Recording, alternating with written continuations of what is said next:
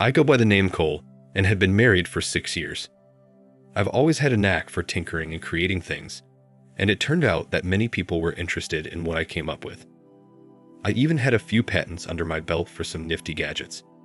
When I sold those patents, I decided to play it safe and stashed the payment in a trust fund until I could figure out my next move. Back when I was 22, I had just finished my 3-year stint in the Army as a medical equipment repair technician. It was during my time in the service that I discovered my love for working with and fixing equipment. So, during the day, I landed a job repairing bakery equipment at a wholesale bakery. And at night, I was hitting the books, pursuing my degree in electrical engineering. On top of all that, I was casually dating some ladies from my high school days and a few I met after leaving the Army. One Friday night, I found myself at a local lounge, nursing a beer and taking in the scene. As luck would have it, I spotted one of my coworkers sitting in a booth with a couple of other ladies. Since the bar was packed, I mustered up the courage to ask if I could join them. After getting the green light from everyone, I settled into the booth and introduced myself to Joan, who then introduced me to her booth mates, Sandra and Carol. Sandra caught my eye right away, but Carol didn't quite click with me. It wasn't that I disliked her, we just didn't vibe. She wasn't mean or anything, we just didn't have that connection. Sandra kindly scooted over so I could sit next to her in the booth, and Joan and I caught up on our lives outside of work. I tried to strike up a conversation with Carol, but it seemed like we were speaking different languages. We just couldn't seem to find common ground.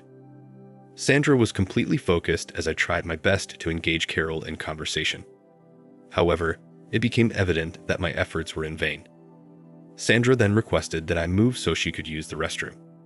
Suddenly, I found myself alone in the booth as the ladies convened for a committee meeting. At least they entrusted me with the task of watching their purses. Once the meeting concluded, Joan returned and swiftly gathered her and Carol's belongings. She informed Sandra and me that Carol wasn't feeling well and she was taking her home. This left me alone with Sandra, creating an awkward atmosphere for a few moments. I asked her if she wanted to leave or if I should depart. She declined both options and expressed gratitude for my attempt to converse with Carol.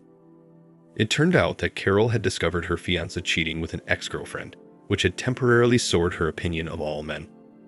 From that point on, Sandra and I conversed as if we were the only ones in the entire place. After a couple of hours filled with beer and pizza, I managed to convince her to share her phone number with me, promising to call her. As we prepared to leave, I offered her a ride, but she declined since she had her own car parked there. She hadn't arrived with Joan. The following day, I called her and we arranged a date for the upcoming weekend. We attended a play at a local theater, which happened to be Sandra's first experience of watching a live performance. She instantly became a fan.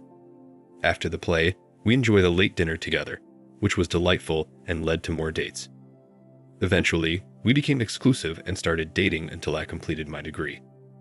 I secured a job as an assistant engineer at a nearby electrical contracting company and asked Sandra to marry me.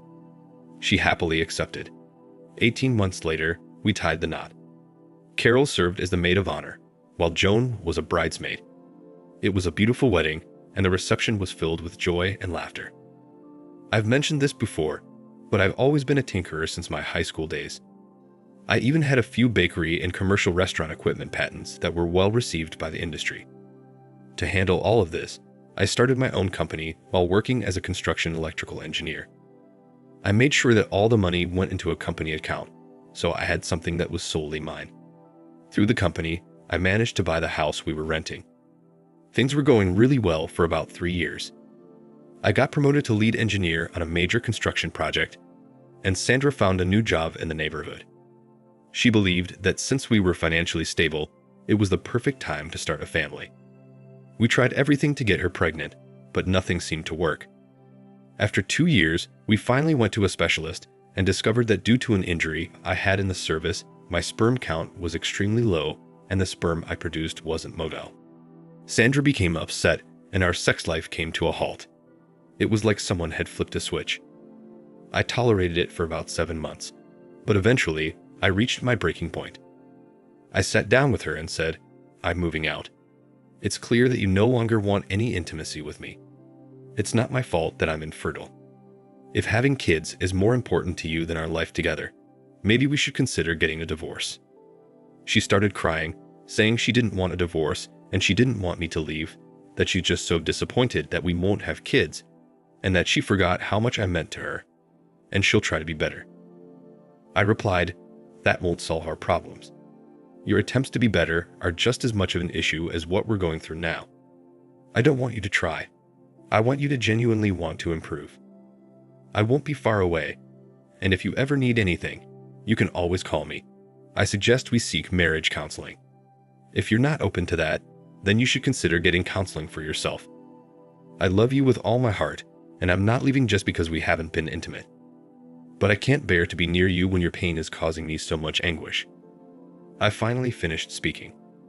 She remained silent for a moment before asking, "Where will you go? What will you do? When will you come back? How will you know if I get better? Please don't leave." I said, "To answer your questions, I'll still be here in the city.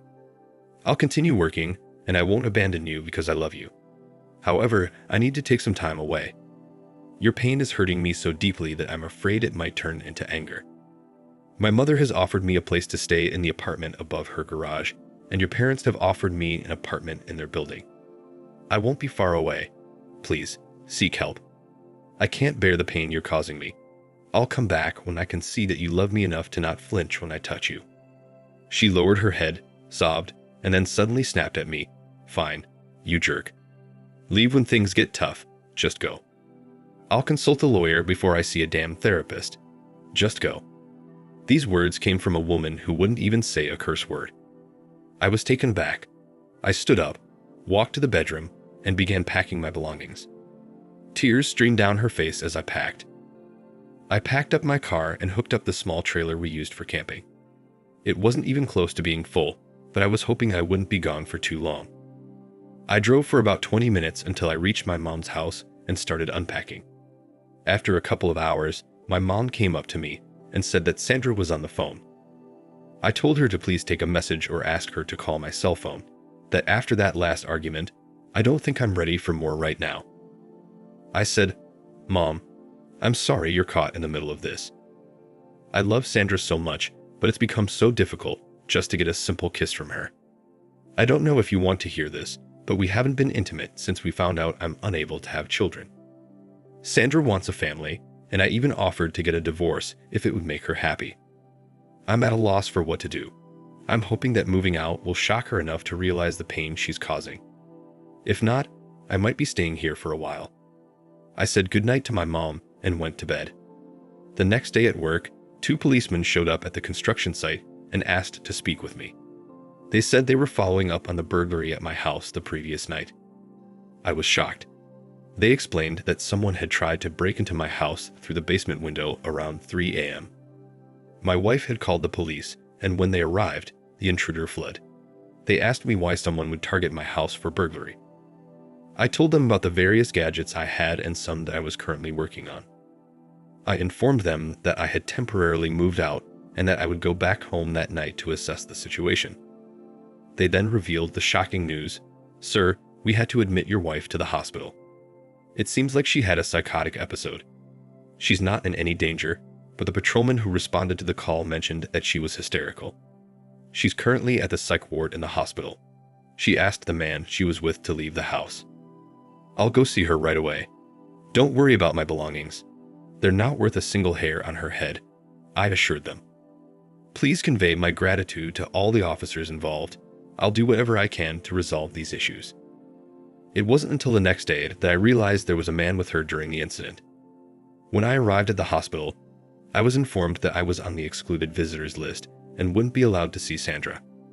I inquired about who made the list, and they told me that Sandra and the doctors had contributed to it. To my dismay, my wife had put me on the excluded list. I was furious. At that moment, I decided that enough was enough. I returned to the apartment and sulked for a while before deciding to take action. Firstly, I called the hospital and requested to speak with the doctor. He promptly returned my call and informed me that I was also excluded from receiving any medical updates. This only fueled my anger further. Next, I contacted her parents and informed them about the situation. They expressed their disagreement with her actions and promised to keep me informed.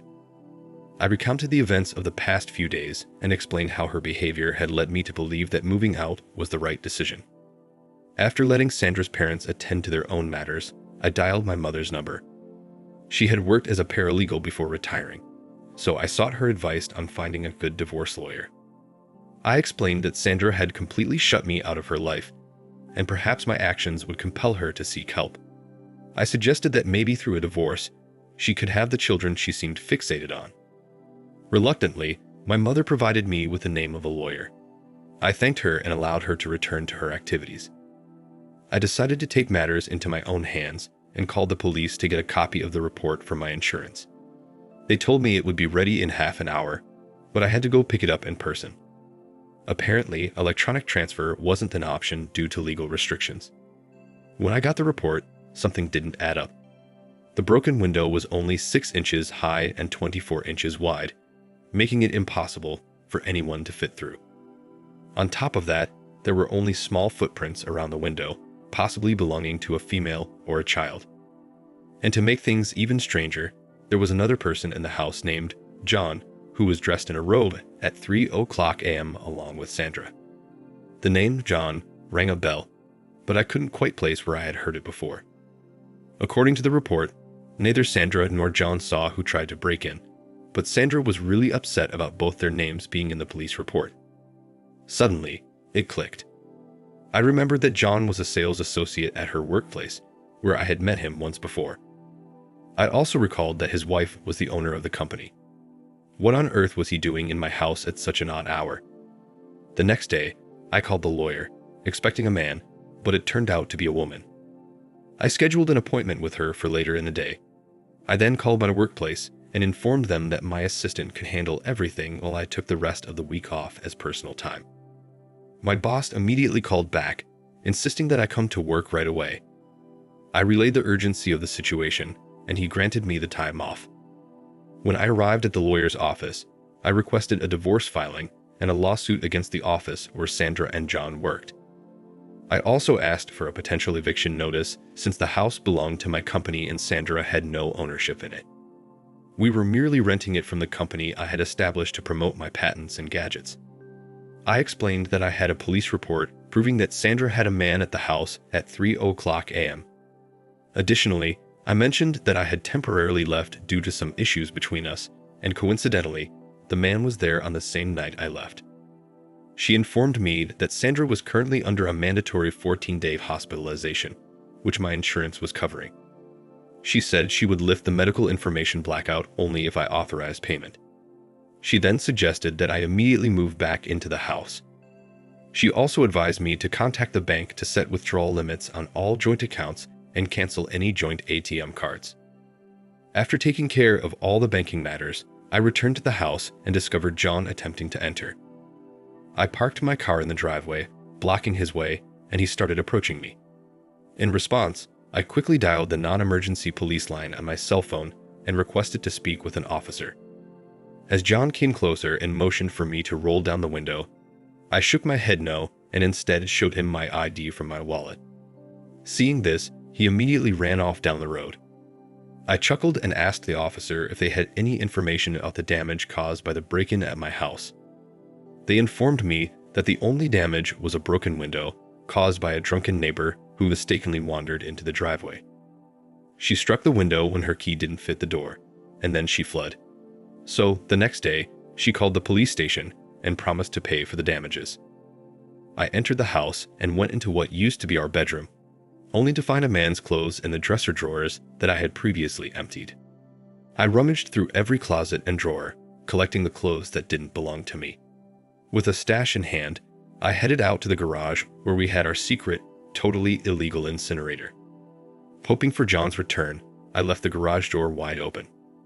And just like that, as I was tossing the last load into the fiery pit, he appeared. A smile crept across my face as he approached the door. I called out to him, curious about his intentions. Upon witnessing my actions, he simply shook his head and entered the garage. "I suppose I deserve this," he admitted. "I thought Sandra was divorced. She's been claiming that you left her for another woman 6 months ago." I responded, "So you thought you could move in?"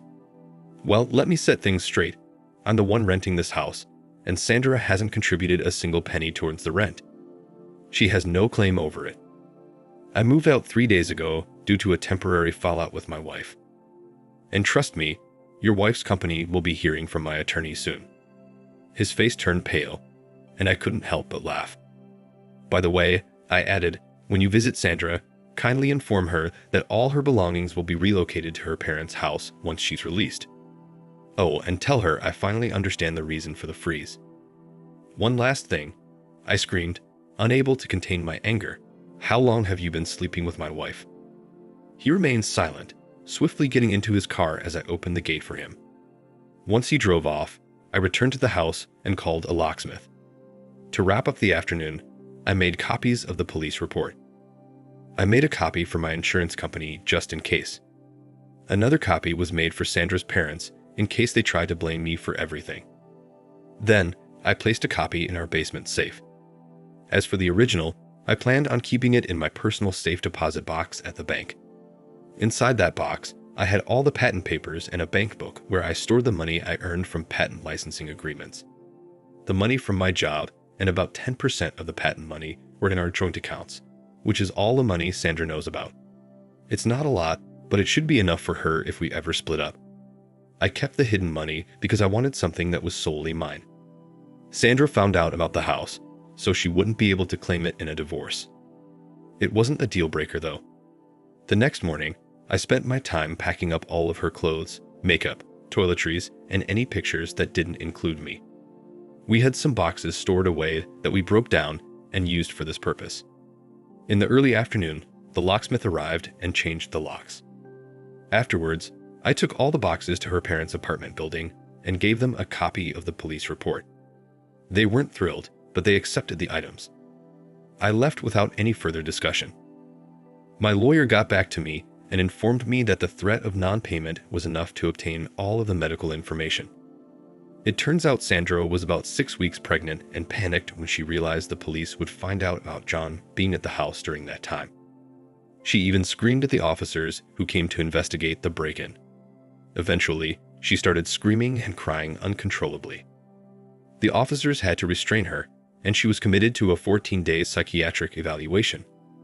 Sadly, she lost the baby, which pushed her even further. The doctors wanted to keep her for 90 days as she was almost suicidal.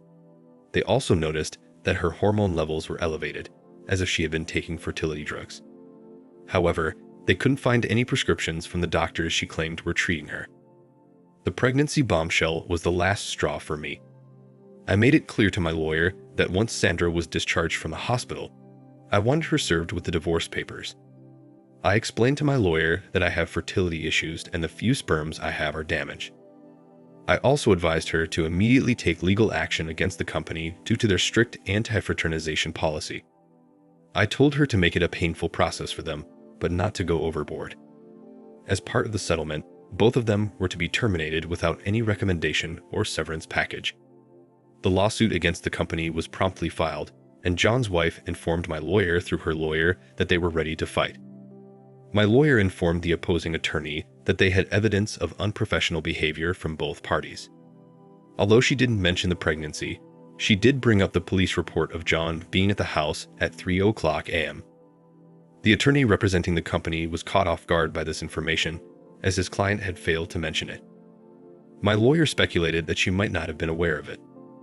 Upon hearing her name, the lawyer suggested a settlement. After the lawyers reconvened, a settlement was reached. I received a fair amount of money, and both John and Sandra were terminated from their positions.